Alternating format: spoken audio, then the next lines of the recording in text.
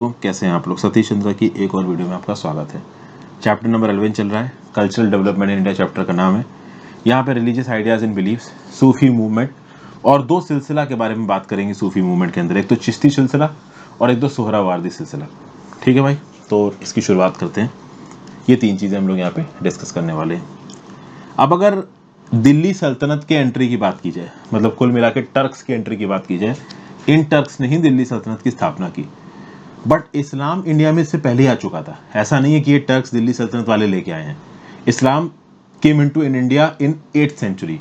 ये जो सिंध प्रोविंस है पाकिस्तान की, यहाँ पे इस्लाम 8वीं शताब्दी में पहुंच चुका था। पंजाब में इस्लाम 10वीं शताब्दी में पहुंच चुका था। इनफैक्ट ये जो केरला के जो अरब मर्चेंट्स हैं ना, ये 8वीं से 10वीं शताब्दी के बीच में इंडिया में आके सेटल हुए थे।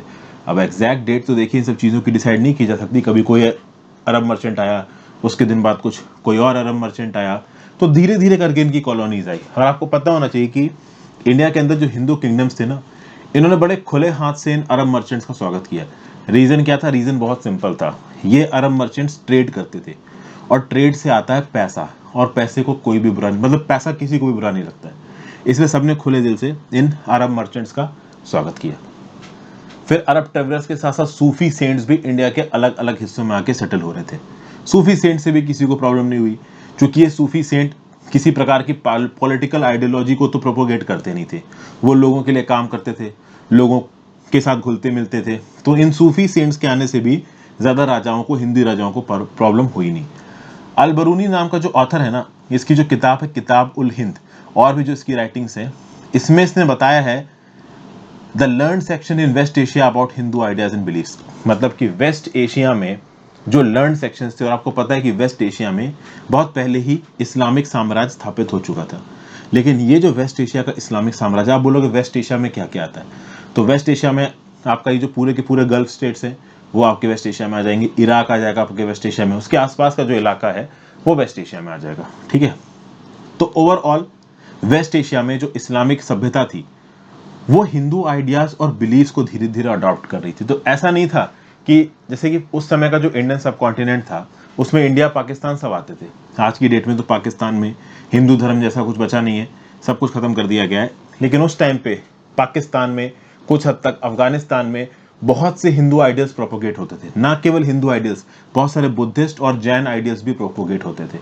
और इस्लामिक कल्चर में बहुत सारे इस्लामी राज्यों ने हिंदू सभ्यता को भी सीखा है, हिंदू बिलीफ्स, हिंदू आइडियाज को अडॉप्ट किया है। फिर बुद्धिस्ट लॉर्ड्स को भी यहाँ पे अडॉप्ट किया गया है।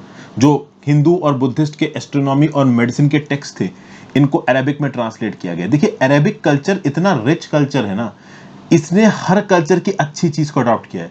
तभी तो एक समय पे जो अरेबिक कल्चर था, वो यूरोपियन कल्चर से भी आगे था। और जिस इलाके में अरेबिक कल्चर होता था ना, वहां पे इंडियन योगीज जाते थे, और उन इंडियन योगीज को वहां के राजा स्वागत भी करते थे। मतलब वो टैलेंट देखते थे कि भाई बंदे के अंदर टैलेंट है कि नहीं, और उसको स्वागत करते ही उससे बात करेंगे, उससे सीखेंगे। तो बेसिकली वेदांतिक आइडियाज ऑफ हिंदुइज्म और बुद्धिज्म, इन दोनों का इंपैक्ट पड़ा है इस्लामिक थिंकिंग पे। लेकिन अब किस हद तक इंपैक्ट पड़ा है, इस बात को लेके अलग अलग हिस्टोरियंस का अलग अलग व्यू पॉइंट है। कुछ लोग ज्यादा इंपैक्ट बताते हैं, कुछ लोग कम इंपैक्ट बताते हैं। ठीक है, तो आज भी आपको अफगानिस्तान में बहुत जगहों पे बुद्धा की इमेजेस दिख जाएंगी, मोनास्ट्रीज दिख जाएंगे, स्तूपास दिख जाएंगे। अब वो अलग बात है कि ज्यादातर को तालिबान ने तोड़ दिया है। अभी बमियान केव्स ऑफ अफगानिस्तान कितनी फेमस है, यूनेस्को वर्ल्ड हेरिटेज साइट, अब तालिबान जैसे आके बम से उड़ा दिया उसको।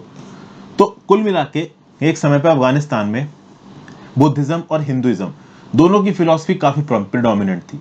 तो मतलब भले ही वो इस्लामिक राज के अंदर थे, बट फिर भी उन्होंने कल्चरल एसिमिलेशन किया था। आज की डेट में धार्मिक कट्टरता के चलते ये एसिमिलेशन खत्म किया जा रहा है ऑर्गेनाइज तरीके से। तो बुद्धिस्ट इन्फ्लुएंस भी था इस वेस्ट एशिया और सेंट्रल एशिया, अफगानिस्तान वगैरह के इलाके में, और आपका हिंदुइज्म का भी यहाँ पे इम्पैक्ट था। किस हद तक इम्पैक्ट था, ये थोड़ा कहना मुश्किल है। इंडियन फिलोसॉफिकल आइडियाज किस हद तक डोमिनेंट थे वेस्ट एशिया और अफगानिस्तान के इलाके में, ये थोड़ा कहना मुश्किल है। कुछ हद तक ग्रीक आइडियाज भी थे यहाँ पे, तो ग्रीक, इंडियन, बुद्धिस्ट। अब देखिए, बुद्धिस्ट और हिंदुइज्म दोनों आप कह सकते हो इंडियन आइडियाज थे।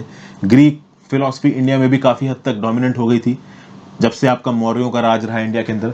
तो काफी यहाँ पे कल्चरल हौच पौच हुआ है इंडिया के अंदर। बाकी कल्चर्स आए, इंडिया में एक नए प्रकार का कल्चर निकला, वो बाहर गया, बाहर के कल्चर्स में फैला, ये सब चीजें थी। लेकिन कहीं ना कहीं इस कल्चरल एसिमिलेशन के चलते ही सूफी मूवमेंट का यहाँ पे राइज देखने को मिलेगा। ठीक है। और सूफी मूवमेंट शुरुआत होगी 12वीं शताब्दी में इंडिया के अंदर।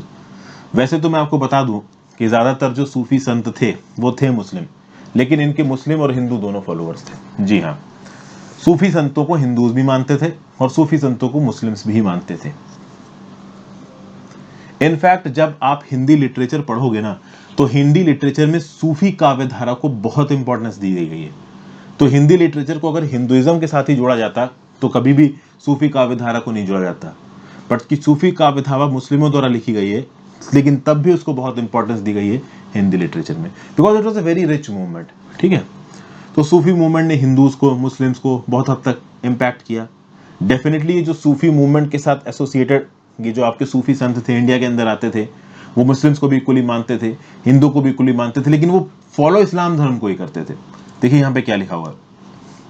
However, scholars believe that while rituals and practices, including yogic practices, was freely drawn upon from Hinduism by early Sufis and assimilated into their system, their basic ideological structure remained Islamic. सूफी धारा के अंदर बहुत सी योगिक practices है, बहुत सी भगवान को याद करने वाली प्रैक्टिसेस है, और वो प्रैक्टिसेस काफी हद तक हिंदू धर्म से इन्फ्लुएंस दिखती हैं। बट इसका मतलब ये नहीं है कि जो सूफी काव्य धारा या फिर जो सूफी संत थे वो हिंदी से इन्फ्लुएंस थे या फिर वो हिंदू धर्म को मानते थे, कुछ ऐसा नहीं था। वो थे मुस्लिम ही, वो थे इस्लामिक ही। तो जो सूफी संत थे वो इस्लाम धर्म को ही मानते थे। हाँ, वो काम हिंदुओं के लिए भी करते थे। और मैं आपको बता दूं कि बहुत सारे सूफी संतों ने कन्वर्जन्स भी बहुत किए हैं। हालांकि उनका मेन टारगेट कन्वर्जन करना नहीं रहता था। वो राजाओं की तरह काम नहीं करते थे कि राजा गए और जनता को तलवार दिखाई कि या तो मुस्लिम बन जाओ या फिर मार देंगे तुमको, इस प्रकार का हिसाब नहीं था। सूफी संत क्या करते थे, बुलाते थे, लोगों की प्रॉब्लम को सॉल्व करते थे और फिर इस्लाम धर्म के इंपॉर्टेंस को समझाते थे और उनसे बोलते थे कि आप चाहो तो कन्वर्ट कर लो। अब जिसको कन्वर्ट करना है उसने कन्वर्ट कर लिया, जिसने नहीं करना उसने नहीं किया। कुछ सूफी संतों ने तो साफ साफ बोला भी है, मैंने पहले वीडियोस में आपको बताया भी है कि कुछ हिंदूज तो ऐसे थे जो किसी भी हाल में मुस्लिम धर्म नहीं अपनाना चाहते थे। बहुत सारे हिंदूज ऐसे थे जिन्होंने अपने आपको मुस्लिम धर्म में कन्वर्ट कर लिया। इंडिया में मुस्लिम्स जो आए हैं टर्क से, वो तो बहुत कम पॉपुलेशन में आए ना। ज्यादातर जो आबादी आज की डेट में आपको इंडिया में मुस्लिम्स की देखने को मिलती है वो एक समय पे हिंदुइज्म में ही थे। बाद में उन्होंने अपने आप को सूफी संतों के कहने पे या फिर टर्क सुल्तानों के कहने पे अपने आप को मुस्लिम धर्म में कन्वर्ट कर लिया। आगे बात करते हैं सूफी मूवमेंट के बारे में। The 10th century is important in Islamic history for a variety of reasons. It marks the rise of a Turk on the ruins of Abbasid Caliphate as well as important changes in the realms of ideas and beliefs. देखिए, अब्बासिड caliphate के बारे में मैंने आपसे पहले बात की। अगर आप लाइन से मेरी सतीश चंद्रा मीडियल हिस्ट्री की वीडियो देखते आ रहे हैं, वेल एंड गुड, नहीं तो अब्बासिद कैलिफेट मेरे नाम के साथ सर्च मार दीजिए, रेलिवेंट जो सतीश चंद्रा की वीडियो होगी आपको मिल जाएगी। आगे बढ़ने से पहले फ्रेंड्स, अब वीडियो पर लाइक का बटन जरूर दबा देना, हो सके तो ज्वाइन बटन दबाओ। आपके ज्वाइन बटन दबाने से खासा मदद मिलती है, तो please click the join button if possible. Telegram group join कर लीजिए, इंस्टाग्राम पे फॉलो कर लीजिए, दोनों ही चीज़ों का लिंक आपको नीचे दिख जाएगा। और ज़्यादा से ज़्यादा लोगों के साथ चैनल को शेयर करो। देखिए, काफ़ी मदद मिलती है आपके शेयर करने से, आपके कमेंट करने से, लाइक करने से वीडियो का जो एंगेजमेंट है वो बढ़ता है और यूट्यूब इसको और प्रमोट करता है। तो if possible share the videos and like it and comment on it, okay. और अच्छा लगे तो ज्वाइन बटन दबाइए। चलिए ठीक है। अब जब अब्बासिड कैलिफेट थोड़ा सा खत्म होना शुरू हुआ तो टर्क्स उठे। हालांकि ये जो टर्क्स थे वो अब तक कन्वर्ट हो चुके थे मुस्लिम धर्म में। मैंने आपको पहले ही बताया था कि जो शुरुआती टर्क्स थे वो मुस्लिम में कन्वर्ट नहीं हुए थे, धीरे धीरे करके उन्होंने मुस्लिम धर्म में अपना वो कन्वर्ट करना शुरू किया। ठीक है भाई। तो अब्बासिड कैलिफेट जब गिरा इस्लामिक हिस्ट्री में तो टर्क्स का यहाँ पे उदय होगा, ओके। और फिर आप देखोगे in the realm of ideas it marks the end of domination of the Mutazila और rationalist philosophy and the rise of orthodox school based on Quran and Hadith. तो पहले इस्लामिक फिलॉसफी में मुताजिला चलता था, मतलब रैशनलिस्ट फिलॉसफी रखती थी। बाद में ऑर्थोडॉक्स स्कूल आ गए। तो जी हाँ, इस्लामिक थॉट में भी पहले रैशनलिस्ट आइडियोलॉजी थी, फिर रैशनलिस्ट आइडियोलॉजी के बाद ऑर्थोडॉक्स स्कूल आए। Orthodox school was based on Quran and हदीस, मतलब traditions of the profit and his companion. मतलब प्रॉफिट मोहम्मद साहब ने जो कुछ भी बोला और प्रॉफिट मोहम्मद साहब के जो रिश्तेदार थे, जो उनके कंपेनियंस थे, उन्होंने जो कुछ बोला उसको यहाँ पे सबसे ज्यादा इंपॉर्टेंट मान के कुरान और हादिस ट्रेडिशन शुरू किए गए इस्लाम के। इससे पहले जो मुताजिला करके जो आप कह सकते हैं ट्रेडिशन था वो रैशनलिस्ट फिलॉसफी पे आधारित था। ठीक है। अच्छा, रैशनलिस्ट से लोगों को प्रॉब्लम क्या थी? रैशनलिस्ट लोग अल्ट्रा रिलीजियज्म की तरफ नहीं जाते थे। वो जब हर चीज को क्वेश्चन करने को बोलते थे तो उससे स्केप्टिसिज्म और एथिज्म फैलता था। एथिज्म मतलब कि आप भगवान में भरोसा नहीं करते, और कोर्स इस्लामी फंडामेंटलिज्म में एथिज्म की जगह नहीं है। तो ऑर्थोडॉक्स सेक्शंस कभी भी एथिज्म जैसी चीज को एंटरटेन भी नहीं करेंगे। फिर भाई ये जो रैशनलिस्ट थे ये क्या करते थे, मोनिज्म की फिलॉसफी को मानते थे। अब आप बोलोगे सर मोनिज्म क्या होता है? मोनिज्म मतलब कि इनका रैशनलिस्ट का ये बोलना था कि भाई जो भगवान है और भगवान ने जिस दुनिया को बनाया है ये दोनों एक ही हैं। ये दुनिया और भगवान अलग अलग नहीं है, ये दोनों एक ही हैं। अब इस प्रकार की जब फिलॉसफी ऑफ मोनिज्म को ये रैशनलिस्ट सपोर्ट करेंगे तो ऑर्थोडॉक्स सेक्शन वाले क्या बोलेंगे कि तुम हेरेटिकल हो रहे हो। हेरेटिकल मतलब तुम धर्म के अगेंस्ट जा रहे हो। मतलब ऑर्थोडॉक्स वाले बोलेंगे ना कि भाई खुदा तो अलग है, उसने तो पूरी दुनिया बनाई है। अब तुम पूरी दुनिया को अगर खुदा के बराबर कर दोगे तो तुम क्रिएटर और क्रिएटेड के बीच का डिफरेंस ही खत्म कर दोगे। तो ऑर्थोडॉक्स मुस्लिम थॉट प्रोसेस में ये चीजें अलाउड नहीं थी, इसलिए रैशनलिस्ट की ये जो ऑर्थोडॉक्स स्कूल्स थे इनके साथ बन नहीं पा रही थी और फाइनली यहाँ पे ऑर्थोडॉक्स स्कूल्स डोमिनेंट होने लगेंगे। अब जब Orthodox school on the basis of Quran and हदीस आए तो यहाँ पे जो ट्रेडिशनलिस्ट, इन ऑर्थोडॉक्स को आप ट्रेडिशनलिस्ट भी बोल सकते हो, यहाँ पे 4 स्कूल्स बनेंगे इस्लामिक लॉ के और इन 4 स्कूल्स में सबसे जो डोमिनेंट स्कूल होगा वो होगा, आप कह सकते हो हनाफी स्कूल। इनफैक्ट आप कह सकते हो सबसे लिबरल स्कूल था ये। तो देखिए ऑर्थोडॉक्स स्कूल में भी आप कह सकते हो कि लिबरल और कंजर्वेटिव, तो जो 4 स्कूल बने उसमें जो हनाफी स्कूल था आपका इस्लाम का, ये सबसे ज्यादा लिबरल था। और इसी हनाफी स्कूल के थे ये ईस्टर्न टर्क्स जो कि इंडिया के अंदर आए हैं। तो दिल्ली सल्तनत की जिस स्थापना जिस टर्कों ने की है वो सब इस हनाफी स्कूल के थे। ओके, फिर आप देखोगे कि मिस्टिक्स मतलब गुरु हैं, तो वो इस्लाम को ही फॉलो करते हैं लेकिन उनके सोचने का तरीका ही अलग है। वो पॉलिटिक्स के पीछे नहीं भागते, वो अपनी ही दुनिया में है, अपने ही खुदा के साथ बिजी हैं, उनको दूर दुनिया से कोई मतलब नहीं है। इनको बोला गया सूफीस। इस्लाम धर्म में इन सूफी की बहुत मान्यता थी। ये सब डीप डिवोशन के लोग थे और ये कुछ बातों से बहुत नाराज थे। जो मुस्लिम नोबिलिटी थी और जो मुस्लिम्स के अंदर इस्लामिक रूल के अंदर जो पॉलिटिकल क्लास थी, उस पॉलिटिकल क्लास में डी जनरेशन था, ऐसा इन सूफीज का बोलना था। ये पॉलिटिकल क्लास अपना शो ऑफ करती थी, महंगे कपड़े खरीदना, महंगे महंगे घर बनवाना, ओवरऑल ऑस्टेंटेशियस डिस्प्ले करना वेल्थ का, बहुत ज्यादा पैसा उड़ाना। तो vulgar display of wealth and D generation of morals, overall इन चीजों के चलते आप कह सकते हो कि ये जो सूफीज थे ये अपने आप को मुस्लिम पॉलिटिकल क्लास से अलग करने लगे। मुस्लिम पॉलिटिकल क्लास ने बोला कि भाई हम इस प्रकार के ऑस्टेंटेशियस डिस्प्ले ऑफ वेल्थ को नहीं मानते, पावर के डिस्प्ले को हम नहीं मानते। तो इन सूफी सेंट्स का क्या था कि भैया हमें स्टेट के साथ कोई लेना देना नहीं है, हमें पॉलिटिक्स के साथ कोई लेना देना नहीं है। ये सबसे खास बात थी। बहुत सारे आप मुस्लिम धर्म में धर्मगुरु देखोगे, किसी भी धर्म में जो धर्मगुरु देखोगे वो एडमिनिस्ट्रेशन में इंटरफियर करते थे, वो रूलिंग क्लास के साथ इंटरफियर करते थे। तो हिंदी राजाओं में भी जो पंडित वगैरह थे वो हिंदी राजाओं को जाके बताने लगते थे कि ऐसा ऐसा करिए। आप देखेंगे कि फ्रांस में भी जो मोनार्की थी उसके काम में चर्च इंटरफेरेंस करता था। उसी प्रकार से दिल्ली सल्तनत में भी बहुत से सुल्तान रहे जिनको धर्म गुरु जो कि आपके मुस्लिम मौलवी होते थे, आके बताते थे कि भाई आप कुरान के हिसाब से रूल करो, आप शरिया के हिसाब से रूल करो। तो लगातार हर धर्म के जो रूलर्स रहे हैं, जो भी रिलीजियस क्लास रही उसने इंटरफेयर करने की कोशिश की। बट सूफी संत ऐसे संत थे, इन्होंने बोला भैया हमें पॉलिटिक्स, एडमिनिस्ट्रेशन, तुम्हारे राजपाट से कोई भी लेना देना नहीं है, हम अलग है, हम अपने हिसाब से काम करेंगे। कुछ अर्ली सूफीज यहाँ पे बहुत फेमस भी हुए, जैसे कि एक वुमेन मिस्टिक थी राबिया, ये 8th सेंचुरी में एक्टिव थी। फिर एक मंसूर बिन हलाज करके एक सूफी संत थे, ये 10th सेंचुरी में एक्टिव थे। तो ये सब लोग लव पे एम्फेसाइज करते थे। कैसे लव पे?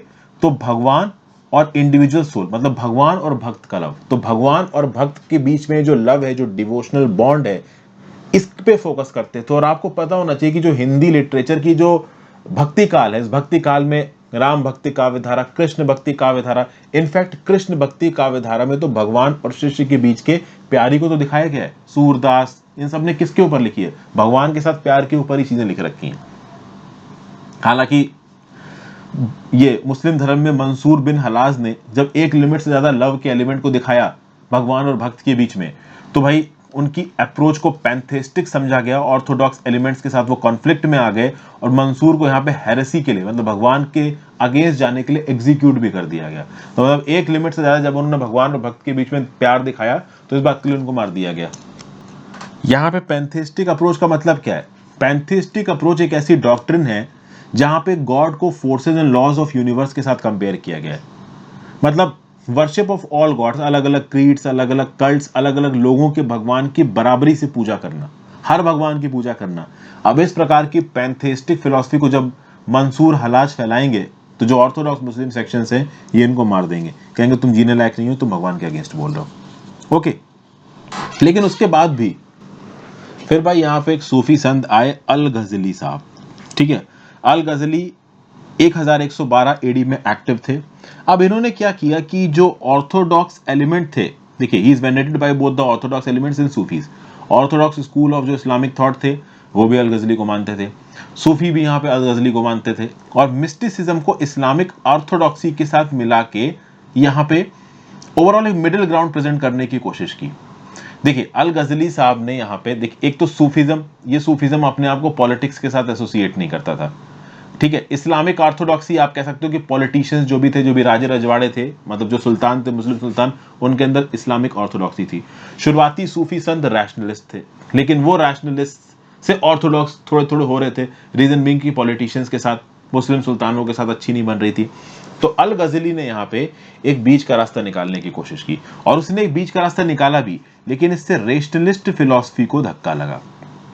ठीक है भाई, इसने क्या बोला, अल गजली ने ही बोला दैट, इसने बोला कि positive knowledge of God and his qualities can not be gained by reason but only by revelation, thus the revealed book Quran was vital for a mistake.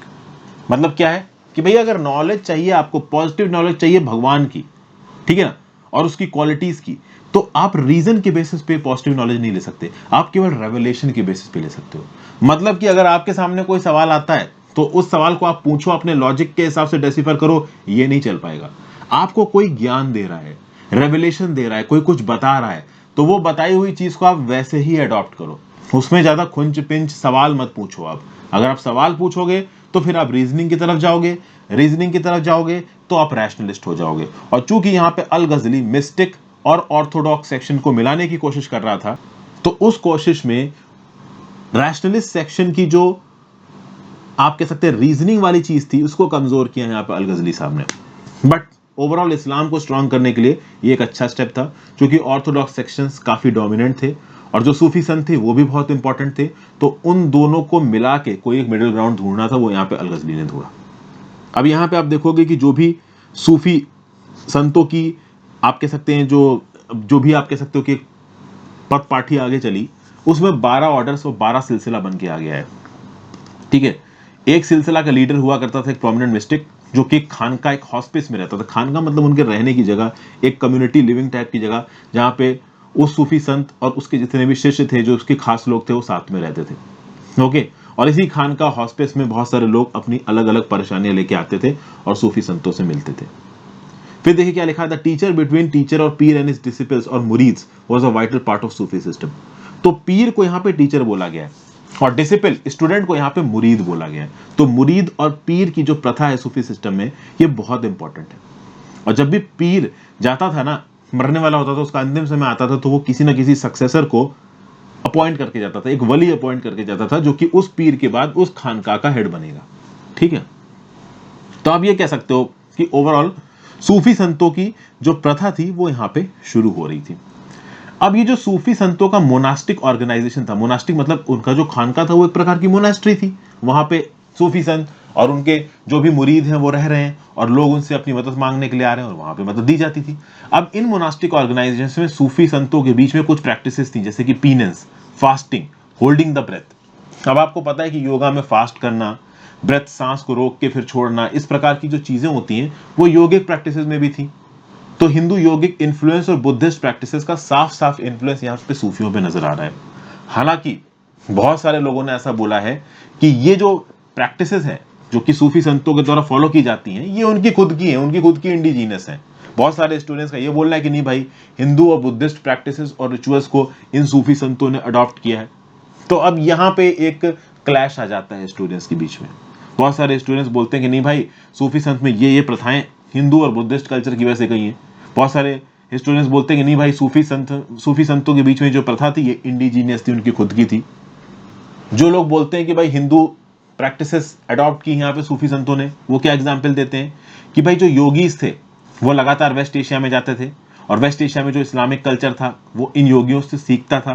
जो योगिक बुक है अमृत कुंड, इसको पर्शियन से संस्कृत में ट्रांसलेट किया गया, सॉरी संस्कृत से Persian में translate किया गया। जितने भी इंपॉर्टेंट हिंदू वर्क्स थे उनको पर्शियन में ट्रांसलेट किया गया, और जब वो पर्शियन में ट्रांसलेट हुए तो ऑब्वियस सी बात है इस्लामिक कल्चर ने उनका फायदा उठाया। ये बात तो बिल्कुल सही है। पूरी दुनिया में कहीं पे भी अगर कोई प्रोग्रेसिव थॉट प्रोसेस है ना, तो इस्लामिक कल्चर में उसको अरेबिक या पर्शियन में ट्रांसलेट किया जाता था, ताकि इस्लामिक वर्ल्ड में सब लोग उसको समझ सकें, और इससे ये लोग बेनिफिट करते थे। एक बहुत ही ओपन थॉट प्रोसेस था, ब्रॉड थॉट प्रोसेस था, जिसके चलते जो अरबिक और इस्लामिक सिविलाइजेशन थी ये बहुत तेजी से आगे बढ़ी। बहरहाल इस बात को लेके बहुत सी कंट्रोवर्सी है कि सूफीज्म में जो अलग अलग प्रैक्टिसेस हैं वो किस हद तक बुद्धिज्म या फिर हिंदू धर्म से आई हैं।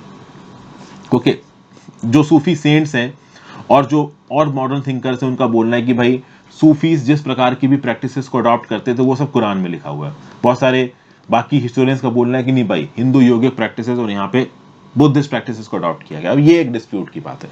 ओके, एक्चुअल में सूफी संतों में कौन सी प्रथा कहां कब कैसे आई, इसको आप ट्रेस नहीं कर सकते। देखिए कोई रिटन रिकॉर्ड तो है नहीं, उस समय कोई वीडियोग्राफी तो हुआ नहीं करती थी। अब उस समय पे क्या हुआ, इसको हम लिटरेरी रिकॉर्ड्स के बेसिस पे खंगालते हैं, और लिटरेरी रिकॉर्ड्स की जो एफिशिएंसी होती है वो लिमिटेड होती है। अब हम लोग उस समय पे थे तो थे नहीं जब ये प्रथाएं बढ़ रही थी कि क्या हो रहा था। ओके, लेकिन म्यूचुअल टॉलरेशन और अंडरस्टैंडिंग थी, ये बात तय थी। कहीं ना कहीं सूफी संत जो भी हिंदू योगिक प्रैक्टिसेस थी, ठीक है, जो भी बुद्धिस्ट इन्फ्लुएंसेस थे, इनके बीच में एक सामंजस्य था, एक म्यूचुअल अंडरस्टैंडिंग थी। ये म्यूचुअल अंडरस्टैंडिंग तब टूट जाती थी जब कोई डिक्टेटर टाइप का, डिक्टेटर तो खैर सभी थे, कोई ऑर्थोडॉक्स टाइप का मुस्लिम सुल्तान आ जाता था, वो बुद्धिस्ट और हिंदूज को मारने लगता था, उनको जबरदस्ती इस्लाम धर्म में कन्वर्ट करने लगता था। इस प्रकार की जब चीजें होती थी ना, तब बातें बिगड़ जाती थी। ठीक है, लेकिन कहीं ना कहीं जो सूफी की स्पिरिट थी वो स्पिरिट बहुत हद तक पीसफुल थी। उस स्पिरिट में लड़ाई का कोई स्कोप नहीं था। जो आपके ये डिक्टेटर सुल्तान कभी कभी धर्म के नाम पे लोगों को परेशान करने लगते थे, इस प्रकार की चीजें आपको ओवरऑल सूफी थॉट प्रोसेस में नहीं मिलेंगी। जैसे for example Sufi thought process में क्या बोला जाता था, faith and infidelity both are galloping on way towards him and are exclaiming together he is one and none share his kingdom। देखिए, इनफाइडल्स मतलब काफिर। मुस्लिम धर्म में जो मुस्लिम नहीं होते हैं उनको कभी कभी काफिर कहा जाता था और उनको अलग बोला जाता था मुस्लिम धर्म से। तो यहाँ पे सूफी संत क्या बोल रहे हैं, जो भी सूफी काव्यधारा के हैं उनको, मतलब सूफी काव्यधारा में जो ओवरऑल एक फेज है, इसको एक्सप्लेन करते हुए सनाई एक पर्शियन पोएट बोल रहे हैं कि भाई फेथ मतलब मुस्लिम धर्म को मानने वाले लोग और इनफाइडल जो कि मुस्लिम धर्म को नहीं मानते हैं, वो दोनों ही भगवान की तरफ जा रहे हैं और एक साथ बोल रहे हैं कि he is one and none share his kingdom. मतलब भगवान एक है और भगवान के किंगडम को कोई शेयर नहीं कर सकता है। तो इस प्रकार की प्रोग्रेसिव थॉट प्रोसेस थी सूफी संतों के बीच में। लेकिन कभी कभी ये जो आपके कंजर्वेटिव और अल्ट्रा ऑर्थोडॉक्स मुस्लिम सुल्तान थे वो इस प्रकार की थॉट प्रोसेस को नहीं मानते थे। सूफी ऑर्डर को अगर डिवाइड करने की बात की जाए तो दो में डिवाइडेड था। एक था बशर, that is those which followed the Islamic law शरा, एंड एक था बेशर, that is those which were not bound by it. मतलब दो प्रकार के सूफी ऑर्डर थे। एक थे बशरा, बशरा वो थे जो कि इस्लामिक लॉ शरा मतलब आप कह लो शरिया को मानते थे, और दूसरे वो थे जो कि आप कह सकते हो कि इस्लामिक लॉ शरा को नहीं मानते थे। मतलब नहीं मानते इन द सेंस कि दे वर नॉट बाउंडेड इट। शरा में साफ साफ लिखा हुआ है कि आपको ऐसा करना है, आपको ऐसा करना है, तो जिसने माना वो बशरा हो गया, जिसने नहीं माना वो बेशरा हो गया।